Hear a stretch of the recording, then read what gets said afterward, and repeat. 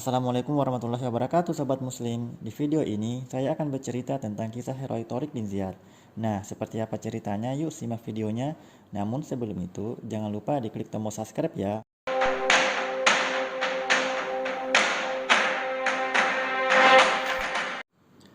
Thorik bin Ziyad adalah salah seorang panglima besar dalam sejarah Islam yang merupakan prajurit Bani Umayyah. Sebelum umat Islam menguasai Andalusia, daratan Siberia itu dikuasai oleh seorang raja zalim yang dibenci oleh rakyatnya, yaitu Raja Roderick. Di sisi lain, berita tentang keadilan umat Islam masyhur di masyarakat seberang Selat Gibraltar. Oleh karena itu, orang-orang Andalusia sengaja meminta tolong dan memberi jalan kepada umat Islam untuk menggulingkan Raja Roderick dan membebaskan mereka dari kezalimannya. Segera setelah permintaan tersebut sampai kepada Thorik, ia langsung melapor kepada Musa bin Nusair untuk meminta izin membawa pasukan menuju Andalusia. Kabar ini langsung disampaikan Musa kepada Khalifah Al-Walid bin Abdul Malik dan beliau menyetujui melanjutkan ekspansi penaklukan Andalusia yang telah dirintis sebelumnya. Pada bulan Juli 711 Masehi, berangkatlah Thorik bin Ziyad dengan membawa 70.000 orang pasukan menyeberang ke daratan Eropa. Setelah sampai ke wilayah pantai Spanyol, Thorik mengumpulkan pasukannya di seberang Bukit Karang yang sekarang dikenal dengan Bukit Tori. Thorik bin Ziyad lalu berdiri di depan pasukan, kemudian memerintahkan pasukannya untuk membakar semua armada kapal yang mereka miliki. Pasukannya kaget. Mereka bertanya, "Apa maksud Anda? Kalau kapal itu dibakar, lalu bagaimana nanti kita bisa pulang?" Dengan pedang terhunus dan dengan kalimat tegas, Thorik berkata, "Kita datang ke sini bukan untuk kembali. Kita hanya punya dua pilihan, menaklukkan negeri ini, lalu tinggal di sini, atau kita semua binasa." Setelah itu semua pasukannya paham. Mereka menyambut panggilan jihad panglimanya itu dengan semangat yang berkobar. Lalu Thorik melanjutkan pidatonya, "Wahai seluruh pasukan, kalau sudah begini, kemana lagi kalian akan lari? Di belakang kalian ada laut, dan di depan kalian ada musuh. Demi Allah, satu-satunya milik kalian saat ini hanyalah kejujuran dan kesabaran.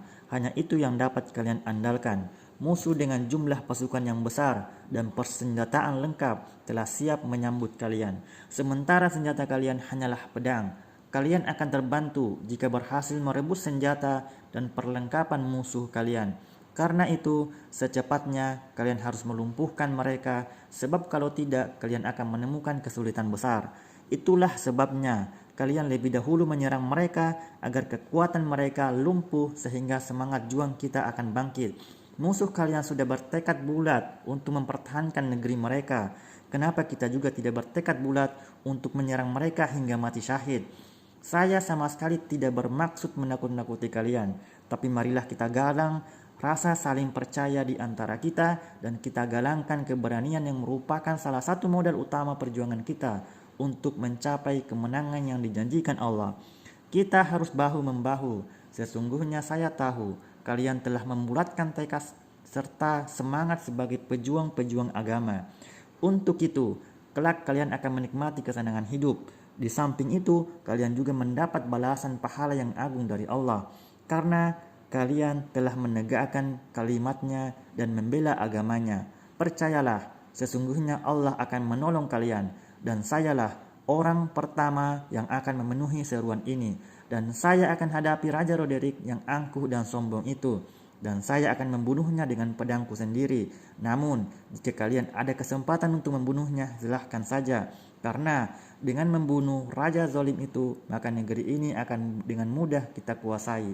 Sebab saya yakin pasukannya akan ketakutan melihat raja yang memimpinnya telah binasa. Maka dengan begitu, negeri ini akan berada di bawah bendera Islam."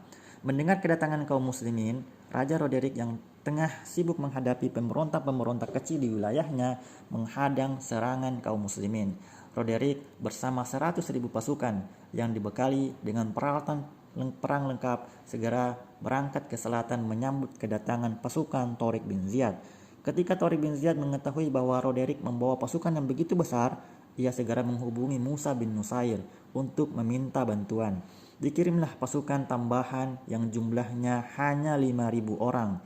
Akhirnya Pada 28 Ramadan 92 Hijriah bertepatan dengan 18 Juli 711 Masehi, bertemulah dua pasukan yang tidak berimbang itu di Medina Sidonia. Perang yang dahsyat pun berkecamuk selama 8 hari.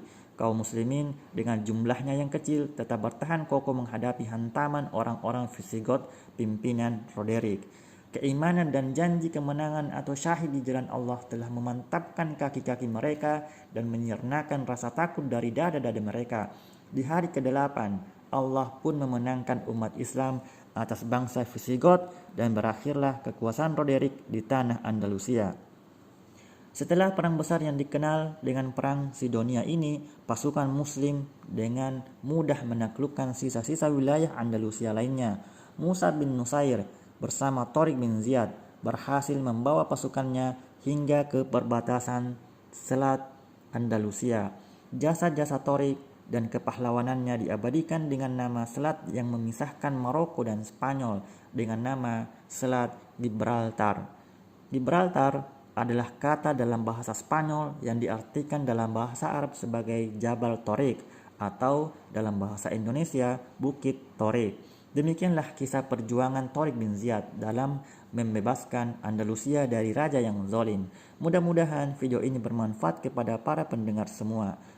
Demikian, wassalamualaikum warahmatullahi wabarakatuh.